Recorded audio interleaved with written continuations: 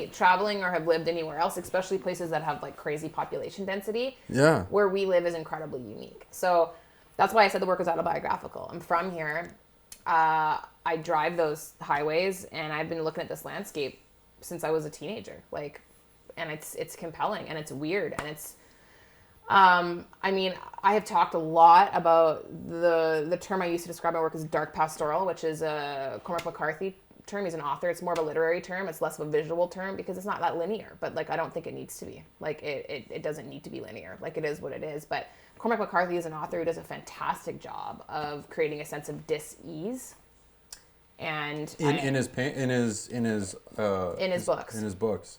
How do you create dis-ease in books? Dis-ease. Yeah, dis-ease. Yeah, dis-ease. Not disease. Well, I just said it really fast. Well, in the same way, like dis-ease and disease can sometimes be the same interchangeable. thing. They can be, but like you create it with tension. You create it with not telling anybody over information. You don't become overly didactic. You don't overly explain something. You don't have like an agenda per se. Like, where it's almost like creating confusion, where you're just like.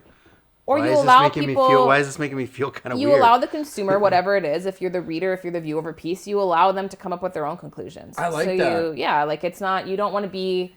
I remember in school, the way it was described to me in school was I had this drawing teacher who was like, I mean, it's boring to be pornographic with your work, and I didn't know what he meant by that. Too explicit. Not just explicit, but when you produce something like pornography, you're producing it with one intentional take on it. Like, you're not making porn to do anything but turn people on.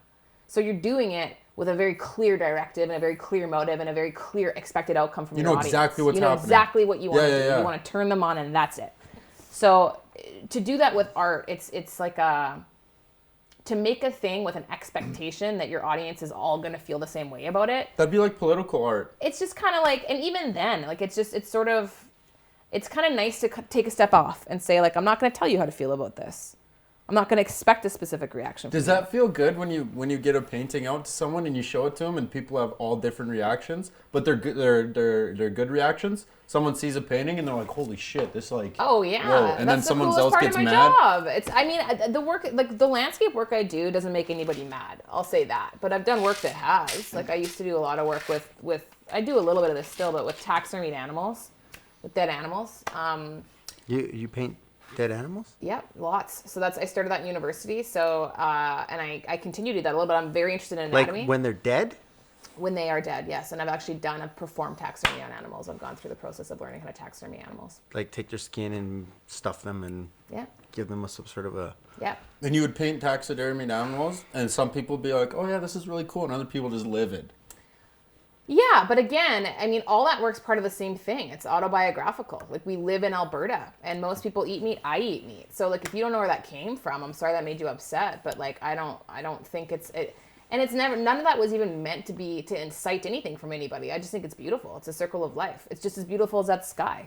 Like, it is. Like, I don't know. Like, I've seen I have a farm, for Christ's sakes. Like, I've seen a lot of stuff on that farm. So, and and I'm not interested in violence or gore. That has nothing to do with it. It's no, there's something peaceful. Beautiful. Something peaceful about it. It's just like you kind of look at it, because I've seen that sometimes you look at it, you get that sense of sadness, but there's a sense of peace where you're just like, its fight is over, kind of thing. It's no longer suffering. It's done. Yeah, that, or like, I mean, for instance, in university, I did a lot of birds, small birds, and like, we're not supposed to be able to touch birds. You're not supposed to be able to hold a bird in the palm of your hand and be able to look at it and analyze it and spend any time creating a relationship with it to a degree where I could draw it with my eyes closed. But I would do fleeting. that. Yeah, okay. So you'd hold these beautiful little birds, crazy. and you'd be like, there was something like live super birds? dead. No, dead birds. taxidermied ones.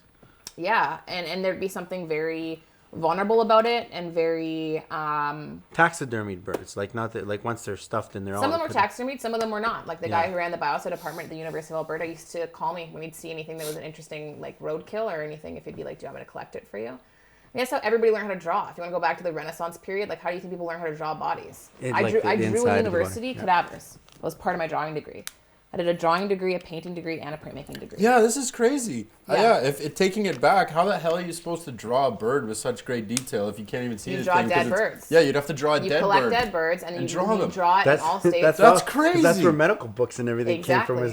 Artists were commissioned to draw cadavers. Steve, I drew Holy cadavers. jeez, man! Like it all goes back. You're piecing it together? I didn't know any of this. Piecing it together, Yeah. and it's like that was the job. I'm like, you're an artist, and you come in and you're like, okay, I got this. Dude, I had to, the first time I saw, I really need to pay my rent. well, the And then first time I that's when you saw, cut your nuts off and be like, fuck this. well, that's part of it, yeah. But the first time I saw a dead body, I drew one. Yeah. I went to the biosci cadaver lab, and I Yeah. looked at a body that had been partially variant stages of dissection, and Yeah, but those medical books is what I'm saying. Is those medical books that's would what I not was even gonna do. exist. Do you want to know something crazy? Yeah. That's what I was gonna do. That was your job. That was the job. Well, that's you what were I was gonna do. interested in. I thought I was very good at it.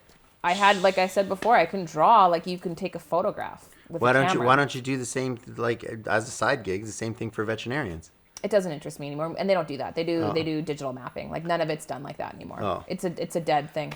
As we move forward with technology, that stuff becomes less important. That was a good pun. Yeah. It's a dead thing. Yeah. Yeah.